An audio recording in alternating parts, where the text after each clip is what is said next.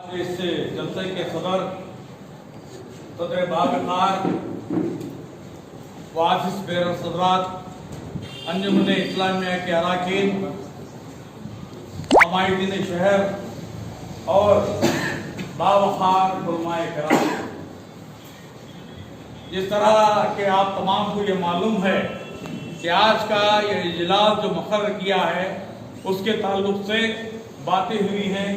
بہت ہی مفید باتیں علماء کرام نے فرمائی ہیں۔ اللہ تعالیٰ سے میں دعا کرتا ہوں کہ ہمارے شہر کولار کے تمام علماء کی علم جو ہے ترقی عطا فرمائے۔ میں کوئی تقریر نہیں کروں گا، صرف مشورہ دوں گا، لیکن ایک بات ضرور میں کہنا چاہتا ہوں کہ مجھے قرآن شریف کے تعلق سے ایک بات یاد آ گئی۔ معذرت کے ساتھ علماء کرام کے میں کہنا چاہتا ہوں کہ حضرت علی رضی اللہ تعالیٰ عنہ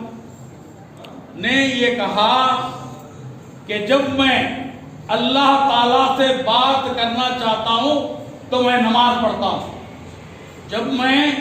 اللہ تعالیٰ سے بات کرنا چاہتا ہوں تو میں نماز پڑھتا ہوں، اور جب میں یہ چاہتا ہوں کہ اللہ تعالیٰ مجھ سے بات کرے تو میں قرآن پڑھنا چاہتا ہوں۔ تو مختصر یہ ہے کہ آج جو یہ میں تو کہوں گا وسیع بھی نہیں کہوں گا، جزی بھی کروں گا، کیونکہ یہ کافر ہو چکا ہے اور یہ وینکٹپا ہے۔ میں کسی کا نام نہیں لینا چاہتا، یہ وینکٹپا ہے۔ اب وینکٹپا کی بات کو ہم کیوں سر کے اوپر اٹھانا چاہتے ہیں، لیکن اس کا جو ہے بائیکاٹ کرنا چاہیے، اس کا جو ہے مذمت کرنا چاہیے۔ اس لیے میں کہنا چاہتا ہوں کہ ایسے لوگ زمانے کے جڑات سے اسلام کے اوپر اور قرآن شریف کے اوپر جو ہے اٹیک کرتے ہوئے آ رہے ہیں۔ نبی کے اوپر بہت سارے لوگوں نے اٹیک کیا ہے، ان کی تعظیم میں جو ہے وہ بہت ساری باتیں، تعظیم نہیں بلکہ ان کی جو اپوزٹ بھی باتیں کی ہیں۔ لیکن ایک بات میں کہنا چاہتا ہوں علماء کرام نے یہاں پر وَرَفَعْنَا لَكَ ذِكْرَكَ، یعنی اے محبوب میں نے آپ کے ذکر کو بلند اور بالا کر دیا۔ تو ترازو لے کر بیٹھنے والی کوئی بات نہیں ہے ہماری۔ جس طرح اللہ تعالیٰ نے اپنے محبوب کے ذکر کو بلند و بالا کر دیا، اسی طریقے سے قرآن شریف کی ذمہ داری، حفاظت کی ذمہ داری بھی اللہ تعالیٰ نے اپنے سر لی ہے۔ تو میں کہنا چاہتا ہوں کہ بہت سارے ادارے اور بہت سارے لوگ، بہت ساری تنظیمیں جو ہے بہت سارا کام کر رہے ہیں۔ میں انجمن اسلامیہ سے یہ گزارش کرنا چاہتا ہوں کہ جیسے جتنی بھی تنظیمیں اپنا کام کریں، لیکن یہ قومی ادارہ، یہ مرکزی ادارہ انجمن اسلامیہ ہے، تو یہ ذمہ داری بھی جو ہے انجمن اسلامیہ کی بہت ساری ذمہ داری آپ کے سر پر پڑتی ہے۔ جس طرح سے علماء کرام نے مشورہ دیا، میں بھی یہ مشورہ دینا چاہتا ہوں کہ میمورنڈم، جس طرح کا بھی میمورنڈم آپ بنائیں، میمورنڈم لے لیں اور بٹی میں ڈال دیں،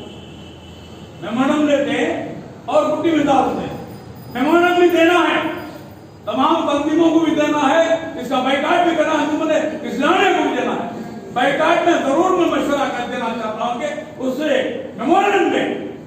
مسٹر مودی اور مسٹر نڈا جو بی جے پی کا صدر ہے،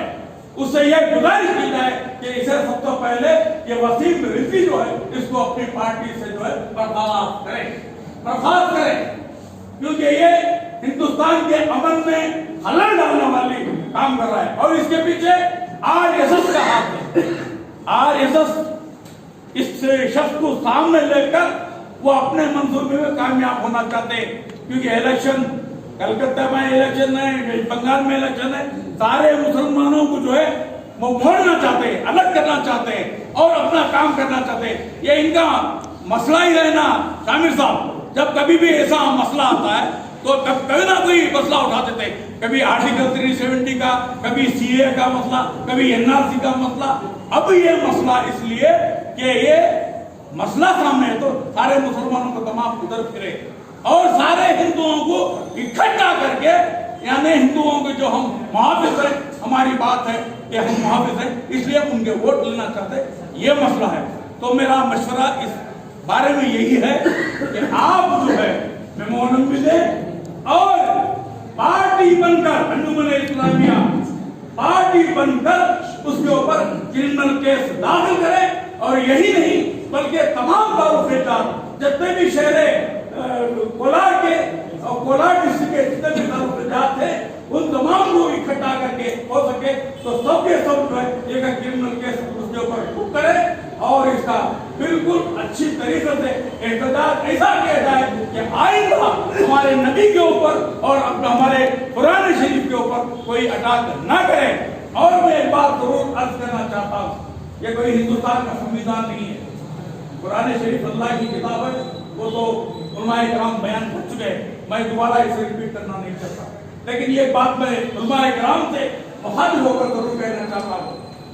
अगर किसी मुसन्निफ ने अपनी किताब में ये लिखा होता तो बहुत सारे मुसन्निफ हज़रात जो है किताबों में उसका तदारुक करते,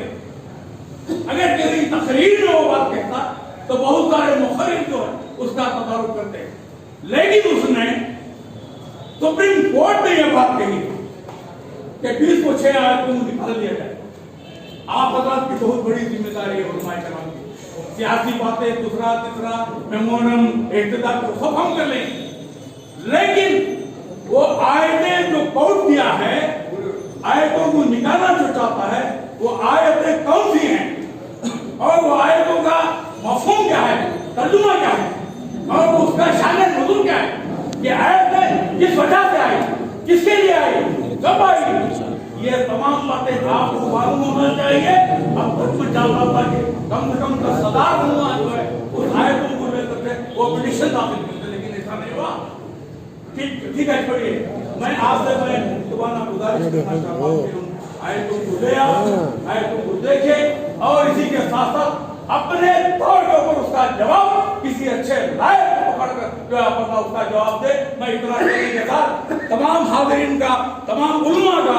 और माहिदीन शहर का अपनी दिल की गहराई के साथ शुक्रिया अदा करता हूँ कि आपने मुझे इस नाचिज़ को बोलने का मौका दिया। अस्सलाम वालेकुम, शुक्रिया। दाखिल करें,